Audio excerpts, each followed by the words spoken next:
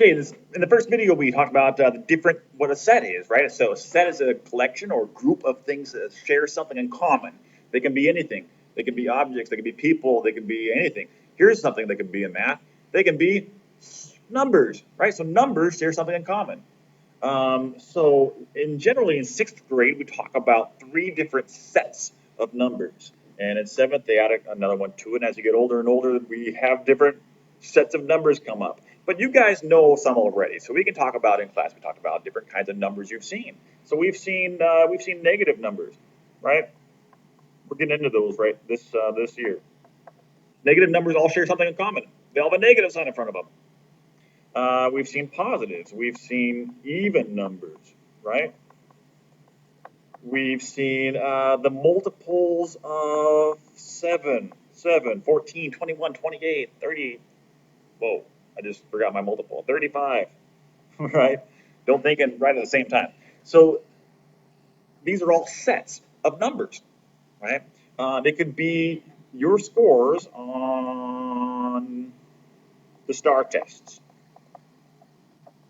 for the last 5 years. I don't know when they start the STAR test, but there it is. Okay, so that would be a set of numbers, right? So it could be anything really. Now here's some sets of numbers that we really see a lot of, because remember we talked about the Venn diagram in the last video. Some of these would overlap, right? Negative and positive would not overlap. There's no numbers that are negative and positive, so their sets would look like that. But positive and even numbers would overlap. You have some even numbers that are positive, and some even numbers that are negative. Like -2 is even, but it's negative. And 8 is, actually, you have some positive numbers that are not even, don't you? Well, I'm getting really confused here. Okay, this is even. Okay, so you have some even numbers that are not positive. You have some positive numbers that are not even, like 9 and 13. But you have some that are in the middle that are positive and even, like 8 and 10 and 2 and a million, okay? So we can see that right there. But right now we're going to get into some special sets that are special because they're nested inside of one another. They're all subsets. Remember that dream within a dream, set within a set? They're all subsets of another set of numbers. Okay, so here's what they are. And I told you they're a subset. So I can go ahead and draw my diagram already. My diagrams look like this. Again, I'm going to have this really big box that represents the Walmart, the super Walmart of all numbers. Okay, every single number you could possibly have is inside this box. With a little caveat, once you get into college, you know, if you study math, there might be some that aren't in here. But for right now, we'll call these the real numbers. Actually, you'll even get before then in high school, you'll see some numbers that aren't real. But we'll forget about those. All right, you can't buy those at Walmart. This is the Walmart of numbers. All real numbers are inside this box. Now, within this box, all right, within this box, we're going to have, and I should have drawn this bigger because I'm going to run out of room. That's okay. We have the rational numbers.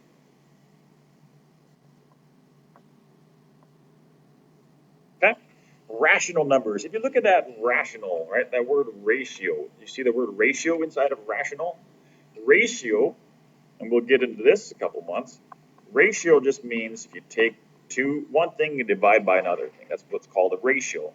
It's basically the same thing as a fraction. A couple differences, we'll talk about those later, but right now you can think of a ratio as a fraction.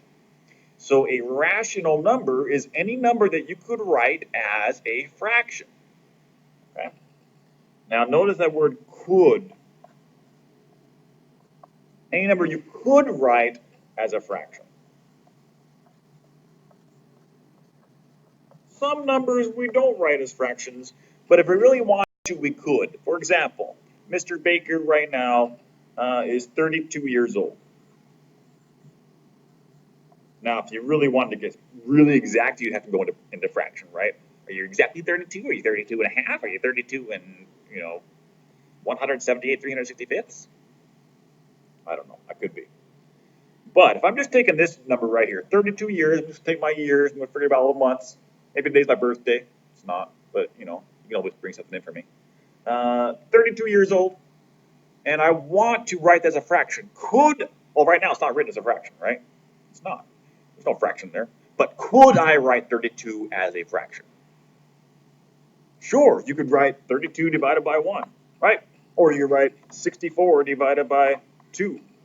Those both give you 32 as a fraction, right? So therefore, the number 32 is rational, okay? So if you can write something as a fraction, or even put or decimal, because really, as we learned last unit, you can convert between decimals and fractions, right? And percents, right? Decimal, fraction, percent, they're all the same thing. It just depends on how you want to write it. Okay, so if a number is a number that you could, if you wanted to write as a fraction or a decimal or percent, it is rational. Okay, all right. Now, most numbers you'll see in my thing here, most of our real numbers are rational. There are a couple numbers we'll see later on in the year that you can't even write with a decimal point. You can't even write it as a fraction. And just to give you an idea of one of those, and look how weird they look. They look really, really weird. All right, here's one of them. Pi. All right, look how weird that number looks. Notice there's no decimals. Notice there's no fraction bars. That's because this number pi, which has to do with circles, that's all you have to know for right now, it's not rational. It's what's called irrational, which means the opposite of rational or non-rational. Okay? But again, we'll see those later. You don't really know about that. What you have to know about are the rational numbers. Now, within rational numbers are like the children with pets. Okay? We can get more specific about our numbers. So for instance, some numbers, and I'll write down some rational numbers here. I could write down 62 thirds. Thirds. Right? That's a fraction. I could write 17.893. That is a decimal. Okay? So those are rational. Now, within my rational set, there are some very special rational numbers called integers. But I want to make sure you understand that integers are just a part of rational numbers. Okay? An integer is a number that you could write as a fraction or a decimal, but you could also write without a fraction or decimal. So let's take a look at some of these I wrote down before. So you could write without a fraction or decimal. Up here in my thing, I wrote down 17.893. Okay, there's no way you can write down 17.893 without using that decimal point unless you convert it to a fraction or percent. Right? There's no way you can do it. You have those weird parts here. Okay? Integers are numbers without weird little parts hanging off the side. They're without remainders. So, for example, 17, that's an integer, right? There's no parts there. I could write 17 without a fraction. I could write it as a fraction, couldn't I? Do 17 over 1. But what makes it an integer is I could do it without writing that fraction bar. Okay? So it's a rational number because I could put a fraction bar under it, but it's an integer because I could also leave the fraction bar out. Here's another integer. -3. Okay? There's no fraction bar, there's no decimal point. There's a negative sign. That's an important thing about integers. Integers can be negative. They're not always negative. Okay? This is the biggest thing people get confused about integers. They think, oh, integers are negative numbers. No! No! Integers are not negative numbers. Integers can be negative numbers, but they're not always negative numbers. Not all integers are negative. There's some that are positive. And not all negative numbers are integers. Like negative 3.4. That's not an integer because it has a decimal point in it. You couldn't write that without a decimal point or a fraction bar, right? So that's an integer. Integers are something you can write without using a decimal point or a fraction bar. All right, last one inside, well, I'll get pre-AP, you guys get a little bit more because you're 7th grade math. But inside the integers, there's something called whole numbers. And the way you can think about whole numbers is whole numbers are numbers. Whole numbers you could write using only numbers. And by numbers, I mean the little numerals are right, the 0, 1, 2, 3, 4, 5, 6, 7, 8, and 9, right?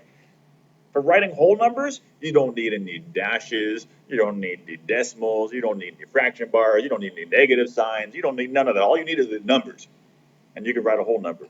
So again, 64 halves has a fraction bar in it.